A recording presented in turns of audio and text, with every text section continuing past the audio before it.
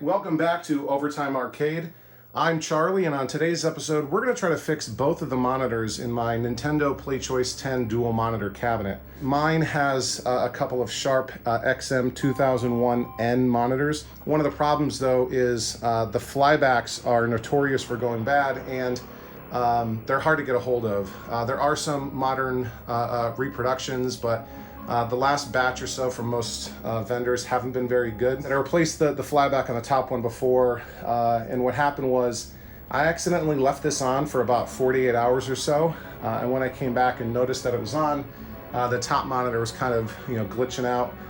Turned it off, let it cool down, turned it back on, and immediately heard a pop and smelled some really bad burning plastic smell, so turned it off, and that's potentially a characteristic sign of blowing a flyback. So we'll try replacing the flyback on that one. I don't know what this gunk is. Looks like something has leaked out of the flyback. Oh, is that a crack? Can you see that right there? That sort of yellow line. I think that it's a crack in the flyback and some gunk has come out.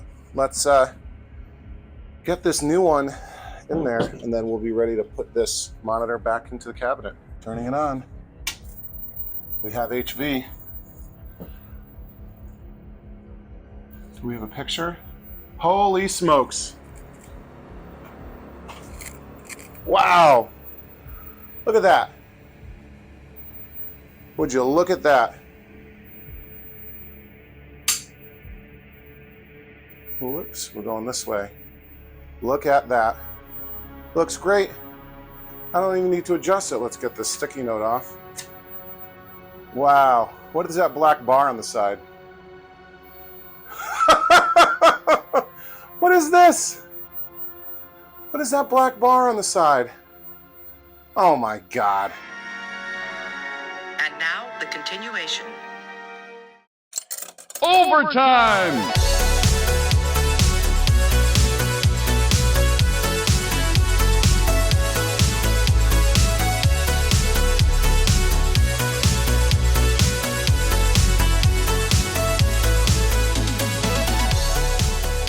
And here we are, still with these terrible, terrible black lines on the upper monitor of my PlayChoice-10 dual monitor cabinet. If you remember in a previous episode, we replaced the flyback transformer in this monitor with a reproduction. And it works, but it's causing these black lines, which we have confirmed is a flyback issue. Really, really frustrated, really disappointed. There was no way I was going to be able to live with this, but up until now, I really didn't know what to do. I had nothing to try. But I think I've got something I can do here. So we're going to try fixing that problem in this episode. So I was on the cloud forums, reading posts, other things people are working on, that sort of thing. And I saw a couple of posts where folks are actually having similar problems with other monitors, repro flybacks and other monitors. K7000, G07, where they were getting these black lines. Come around here, turn off the cabinet. They were getting these black lines from reproduction flybacks, and they were actually able to solve them a couple of times. And it could be as simple as changing the value of a single capacitor. So I'm out here, I've disconnected all the wires to pull this monitor out and do some work to it. So yeah, I sort of first got clued onto this by a cloud forum user named Omarone or Omaroni. Knows a ton about monitors and monitor repair. And he suggested in a couple different places for this problem with the K7000 and with the G07, that really what it comes down to is these repro flybacks, oh man, are not quite up to spec. There's some, electrical differences between them and the original. And, that's causing these vertical black lines and some other problems. And unfortunately, you can't change the value of the windings in the repro flyback But what you can potentially do to fix this is add more capacitance to the the video B plus rail on the monitor, and that can hopefully solve this problem. It's done it on, people have had success doing this on, like I said, G07s and K7000s, and I was curious if a similar solution could help with my Sharp XM-2001N. So I looked up all the stuff. I found the kind of corresponding capacitor, and we're going to try changing it, and hopefully that will fix it. So what I'm doing is coming in here, and I need to pull the monitor out of the cabinet. I already had the back door off. I had the back door off. I disconnected the 4 connectors that each of these monitors have in this cabinet. There's power for the monitor, video signal, and audio in and audio out, because Nintendo was a little bit different. They had their monitors actually had the audio amps, or had the responsibility for amplifying the audio. So, and these, come on, uh-oh, did I just strip?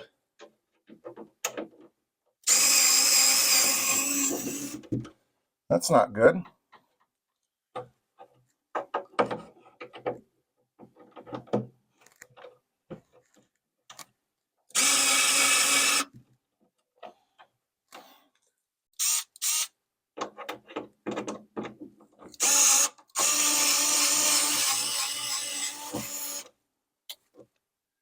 I think I need to do something else to pull that screw out. So this PlayChoice-10 dual monitor cabinet, very similar to the original Nintendo punch-out cabinet. 2 monitors, an upper one and a lower one. Some of them, like this one, have 2 pieces of smoked glass over each monitor, separated with this black piece of metal. I know some are a single piece of bent plexi, smoked plexi, but mine has glass. So, all right, disconnected that, and now we can pull the monitor out. There's 4 screws that mount the monitor frame to a frame in the cabinet, or the mounting brackets.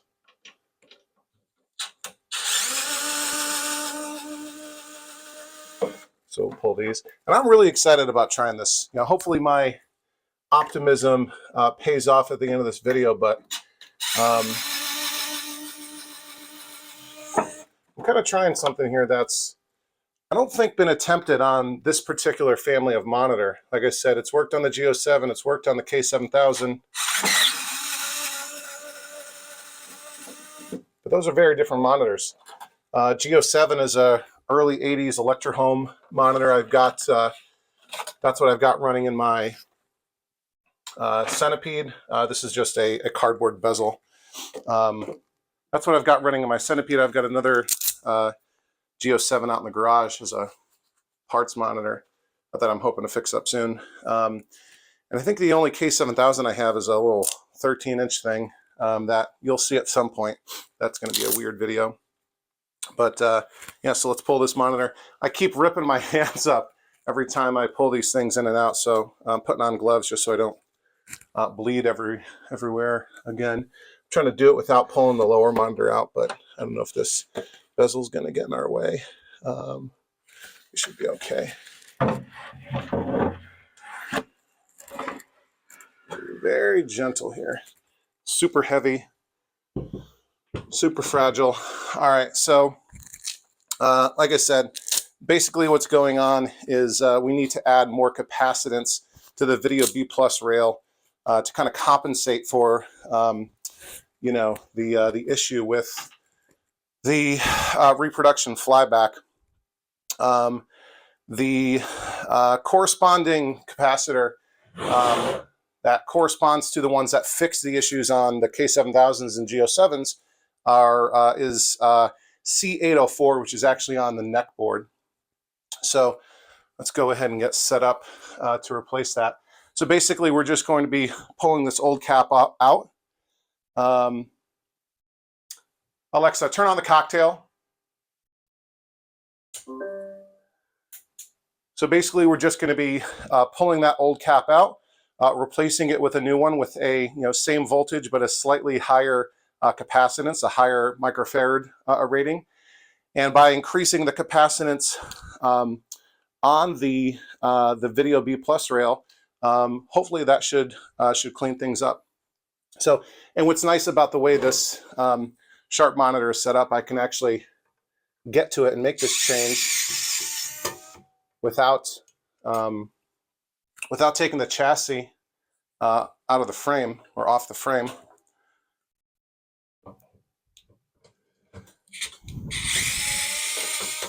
This monitor has this little shield that sort of protects the neck board. Excuse me, which is the most fragile part of the whole deal. Get this out of the way here. Let's see how we're gonna set this up. Oh yeah, before I do anything, let me discharge this thing.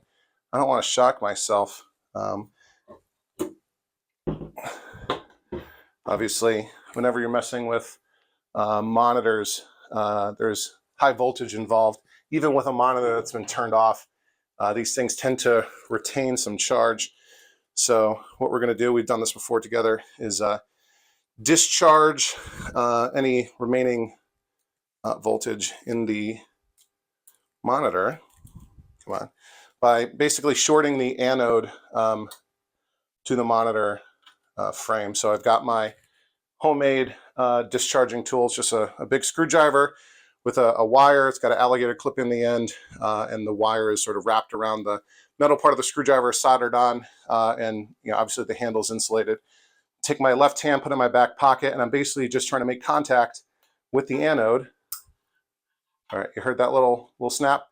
I believe that was it. And that sort of, shorts the anode to the frame and takes care of any remaining voltage. And just take the anode cup off, put it over here for now. And yeah, all we're going to do is swap a single, let's see if we can get in here, take a closer look, a single capacitor on this neck board. We're looking for C804.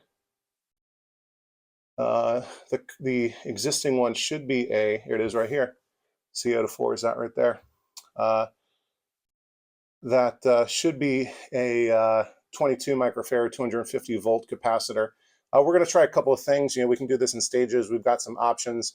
First, we're going to try a 33 microfarad capacitor, and if that doesn't work, we can step up to a 47 microfarad capacitor, and hopefully that does the trick. I've got new caps here from where I always get my parts, rkpartsandrepair.com. Here are the 33 microfarad, 250 volt, 105 degree Nichicon caps, and these are the same ones, just in 47 microfarad. Yeah, what's weird is that the 33 microfarad is bigger than the 47, even though the 47 has a higher capacitance. But anyway, let's see. All right, let's very gently, here we go, take the neck board off the neck. Our cap is down there, and we've replaced that in the past.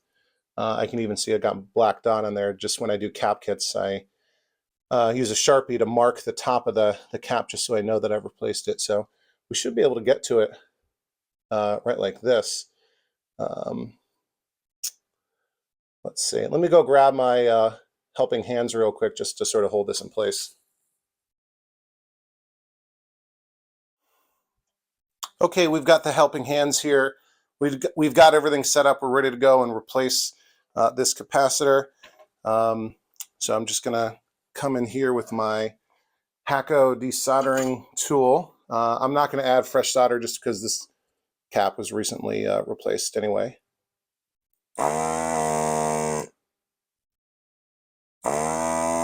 Should just fall out now.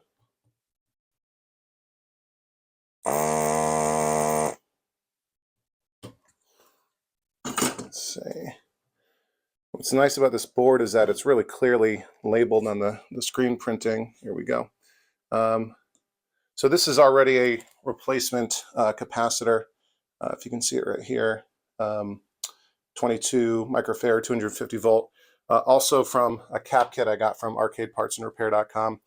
And that's the original value. That's the original value of the original cap. And that's what came in the cap kit. So we'll start with a 33 microfarad, 250 volts new cap. Everything else is the same. We've got to respect polarity here, and like I was saying, it's really nicely labeled. Even the polarity of the caps on the underside of the neck board, screen printing just is really great. So I've got negative going to negative. Okay, sort of bend that over a little bit just to hold it in place temporarily. And now we can go and solder this back in. Make sure you can see that. Yep, okay. So, man, it would be nice if this fixed it.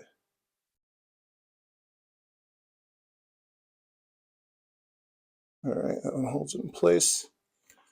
Come back here with this one to finish the job.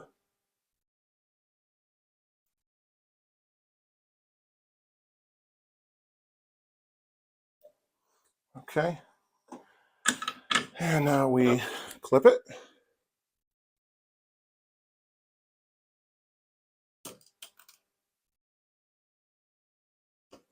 With our side cutters or micro cutters or whatever you want to call them. All right. OCD kicking in. I always want to double check with my multimeter using the continuity test to make sure I've got a good solder joint. Probably totally overkill, but hey, scratches that itch for me.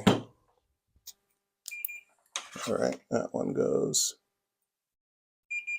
good. No connection there. This one goes here. All right, we're good. Let's double check on the other side just to make sure I did indeed get the right polarity. Yep, we have the negative marking on the cap going to this dot indicating that's the negative side, and again it matches over here.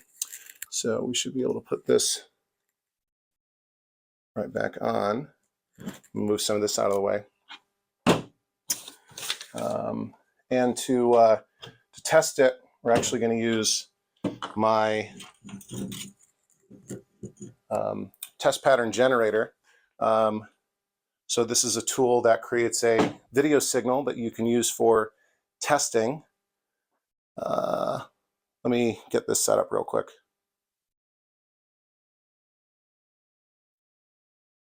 Okay, I was going to use my test pattern generator here, which is great for testing monitors. It creates a bunch of different color bars and other kind of signals you can use to test things.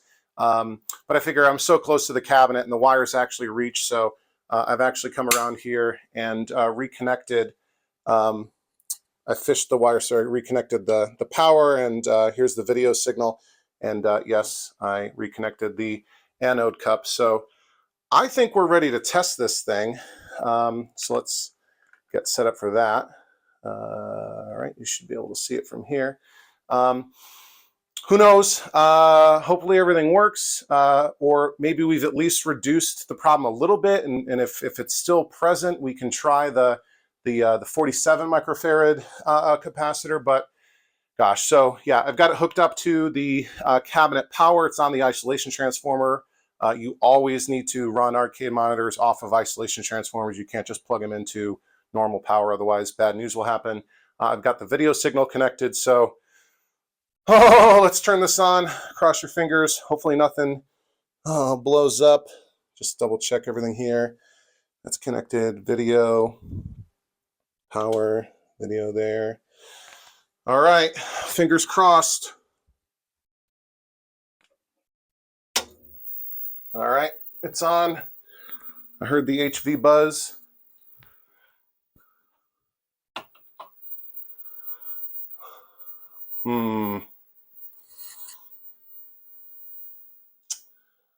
Well, that didn't fix it.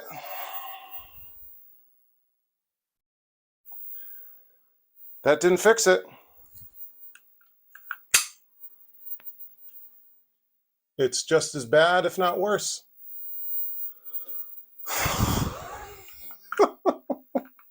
Well, that's disappointing. I was really hoping I was going to have something here. All right, let's take a deep breath. Let's try the higher capacitance capacitor. So, all right, let's come back here. Turn off the cabinet. Disconnect monitor power. Disconnect video signal. Bring the monitor around here. Let's discharge the monitor again. Hopefully the second time's a charm. Gosh. Left arm behind my back. I don't want to accidentally ground myself. Come on. Whoa, that was a hot one. I saw that spark and it was red. Hoo boy.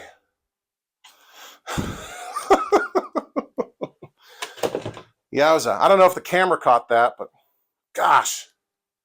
All right. I still don't want to touch it directly, but come on. Here we go. Yeah, it looks fine. All right. Put that over here for now. Let's move this back. All right. Very, very gently take the neck board off and grab our, I always want to say jaws of life. It's helping hands. Come on. All right. Put this here. All right. Okay, that should be fine. You can see that, right? Let me zoom in. Here we go. Okay. Yep. Usually it doesn't let me zoom in, but that's interesting. Yeah, I've had problems where for whatever reason I can't zoom in while filming, but I guess I can do the jump zoom. So I do my filming with my iPhone, and which has been great. Figure, you know, it's got some good cameras on it. Why buy something else, right? I've always got it with me just in case there's opportunities for things. But all right. Sorry, buddy, you didn't work. And that was the 33. But the two problems I've run into using the iPhone are, one, I thought I couldn't adjust the zoom while filming, and I film in 4K, 60 frames per second. You're welcome. But it wouldn't let me zoom, right? And I use a DJI, I think it's an OM5 gimbal for stabilization. Again, you're welcome. But yeah, and I use the app that comes with it for the filming, and then do my editing in iMovie before uploading to Facebook to YouTube. But yeah, the other issue I was having with the iPhone is wouldn't let me zoom, but I guess it wouldn't let me make sort of micro adjustments to the zoom distance. And I'm just trying to get all the paper off of the legs of this capacitor. I think we're good. So this is the 47 microfarad. That's not grossness, that's just the paper. 47 microfarad, 250 volt replacement capacitor. We'll come in here again.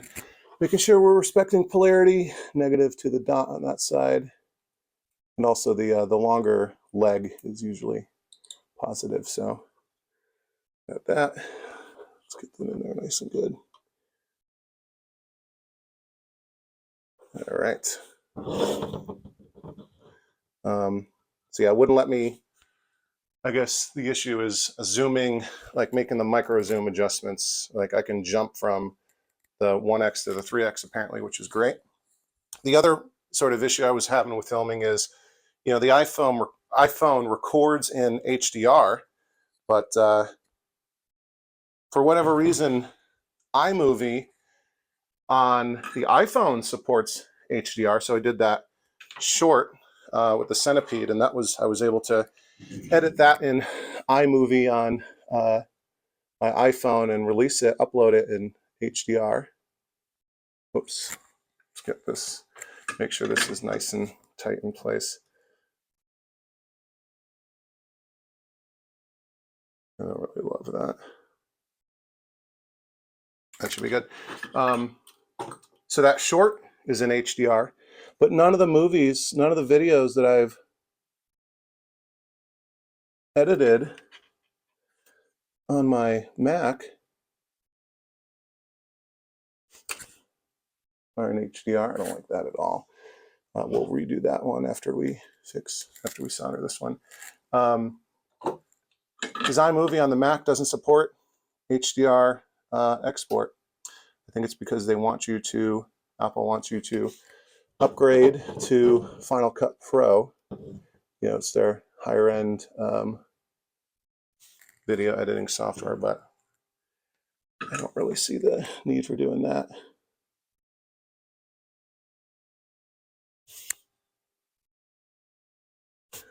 Yeah, whatever reason I don't like these.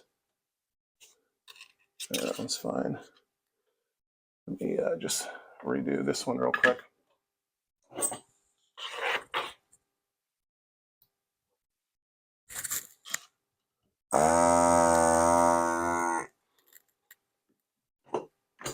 Kind of leaning at a weird angle here, so apologies if it looks awkward. It feels a little bit awkward.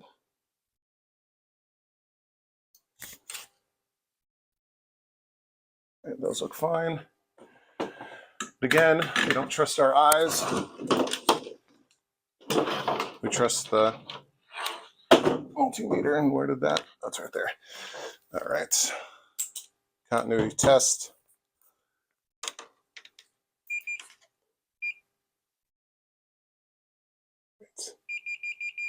That's good. That's good. All right. That out of the way. I do need these clippers, cutters.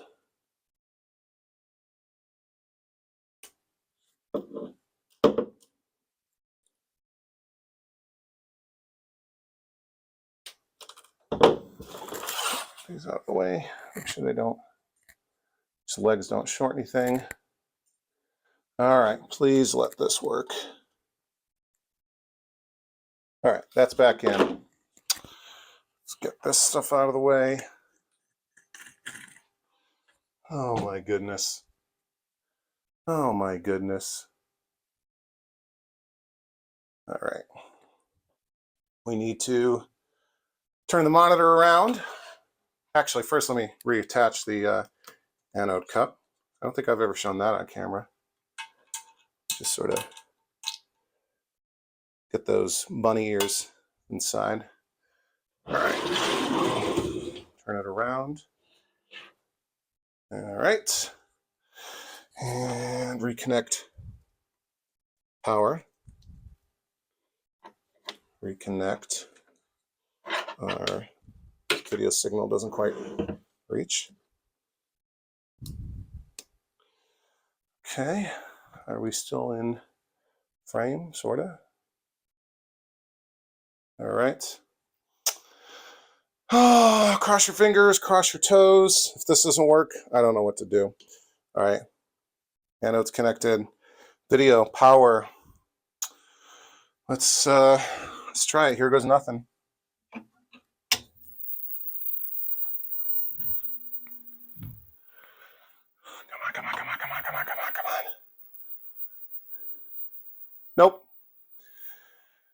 Nope. No difference.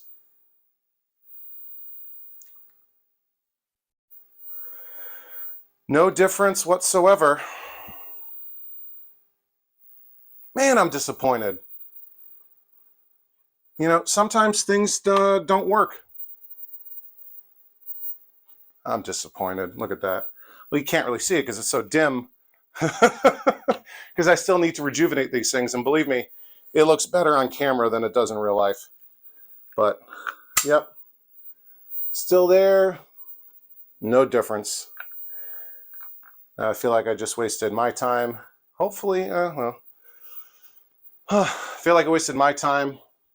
Feel like I wasted your time. But, you know, this is just, this is part of the process. So, yeah, let me put all this back together. I'm actually going to put the original capacitor back in just because that's what the schematics call for. And we'll come back to wrap up in a minute. Man, that's disappointing.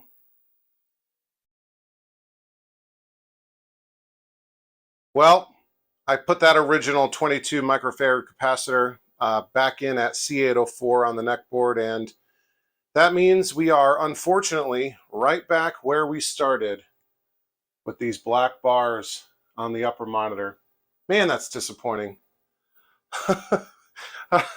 I was really hoping that was going to fix it, but you know, maybe that was wishful thinking. You know, the thought that just changing the value of a single capacitor would fix this problem. But yeah, I guess for now I'm going to have to live with it. Thanks again to Omarone or Omaroni, however you say your username. I appreciate the idea. It was a good shot, but yeah, thanks for your help. You know, I barely understand what you're talking about half the time, but that's clearly because you're operating on a higher wavelength and a lot smarter than I am. So appreciate your help, but we'll have to figure something else out in the future. And you know, I guess that would make this the first unsuccessful repair video on this channel. You know, obviously disappointing, but I guess, you know, on the bright side, I should feel lucky that everything in the arcade right now is currently working. Every game is playable.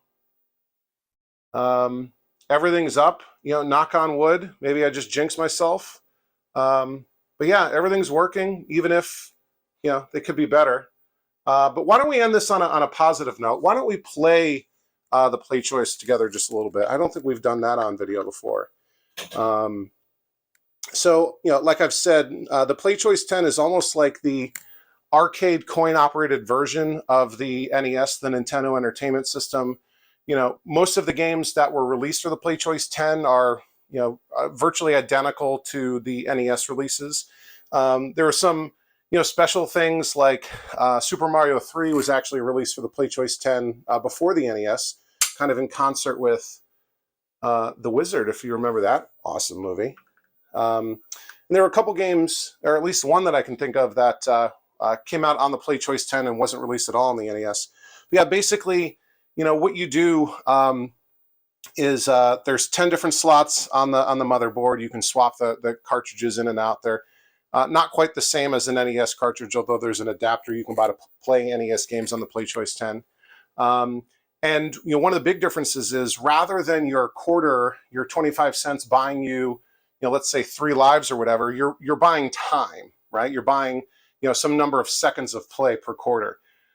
That turns some people off, and I can understand that, right? But I've got a soft spot for the PlayChoice-10 just because I remember playing it, you know, growing up.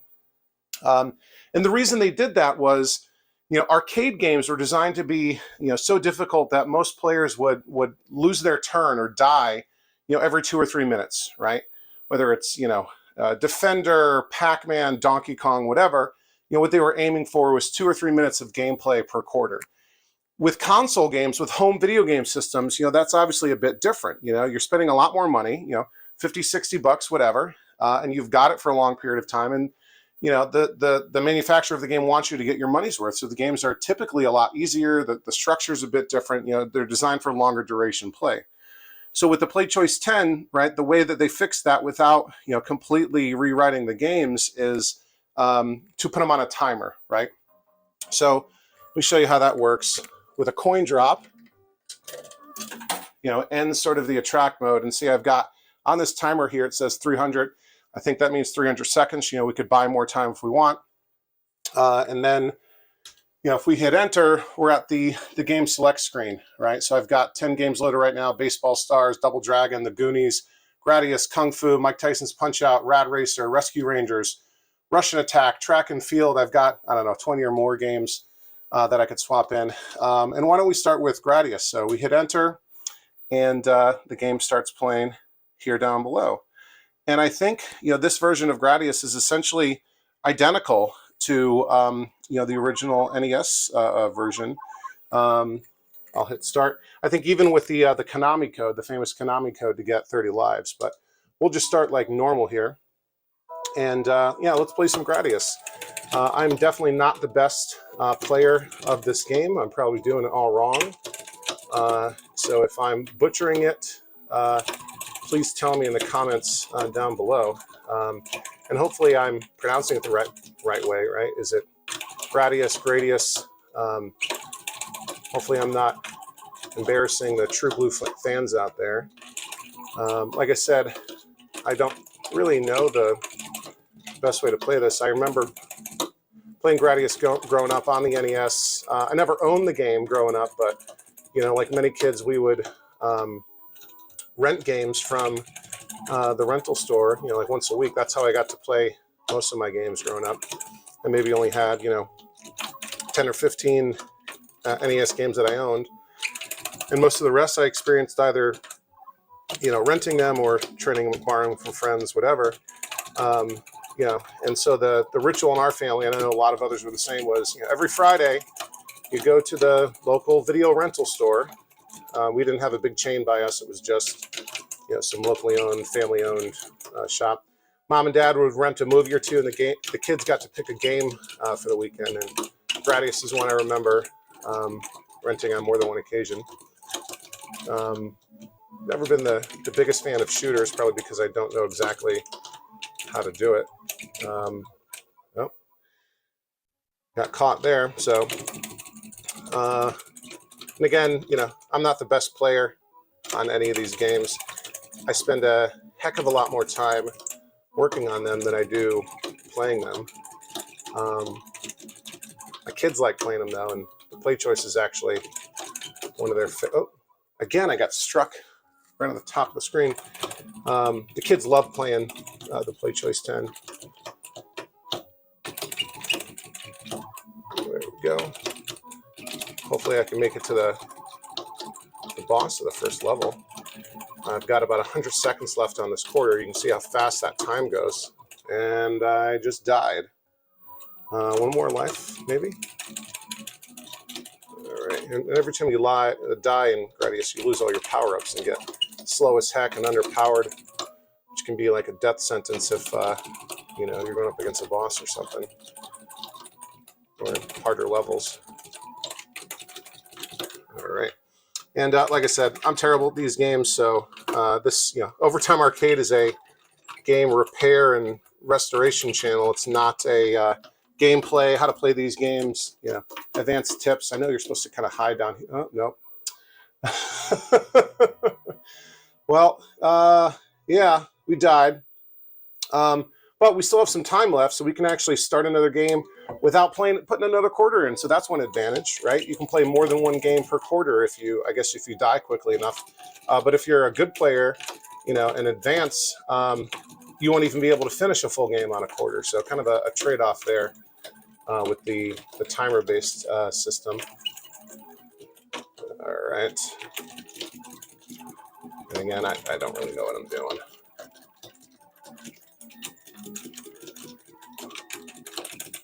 All right, so I ran out of time in that first quarter, and you can see up here, we can put a quarter in to continue. So why don't we do that? This might be the only game I have where there's a built-in, and let's do this without, needed to readjust the camera. I think this is the PlayChoice-10 is the only game I have where there's a, add a quarter to continue.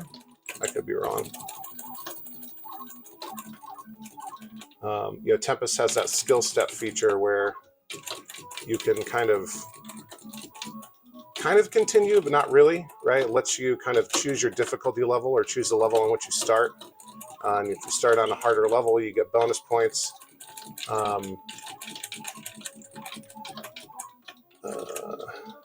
That's a little bit different than a continue. And they do that because, obviously, more skilled players want a challenge. They don't want to have to do the simple, easiest levels over and over again. And the operators, obviously, like I was mentioning, want everyone to average, like 2 or 3 minutes per quarter. And if you're a good player, you'll be bored for a long time, sort of getting back to your kind of level of challenge.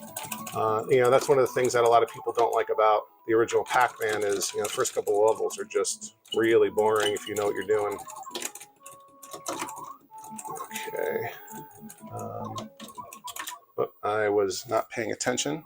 And let's actually die so that we can change. So if I hit the reset and then channel select, I can come back to the top here and pick a different game, right? I've still got 180, I guess, seconds left on this quarter. So why don't we play some Kung Fu, black box game, one of the, I think this was a launch title for the NES, right? Very simple, call it a beat 'em up, right? Side scroller. But instead of, going right and punch, at least on the first level, you go left and punch. Very simplistic. But, compared to like the Atari 2600 at the time, this is a huge step up. Got guys attacking me from both sides. Whoop. Just took a knife. And my health bar is getting low here. I never really loved Kung Fu. I always thought it was a little too simple, but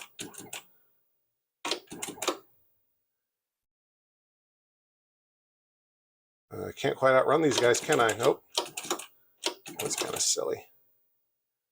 And here's got the nunchucks up, or whatever that was, sword. Yeah. In this red, right? Like, is that supposed to be blood when I get hit by a, right? Is that supposed to be just like an explosion, like in, Batman comic books when you get hit? Or is that supposed to be blood? Nintendo was had a lot of, see that? Was that blood? I sort of took a throwing knife to the crotch, but I'm still going. Right? Nintendo was always, the more family-friendly company. Oh. Nope. One more life. Let's go. And I'm about to run out of time again on this quarter, this second quarter. Nintendo was always the more family-friendly, at least in the U.S., game manufacturer, game console system. And they would censor things, that maybe would, right again in the crotch.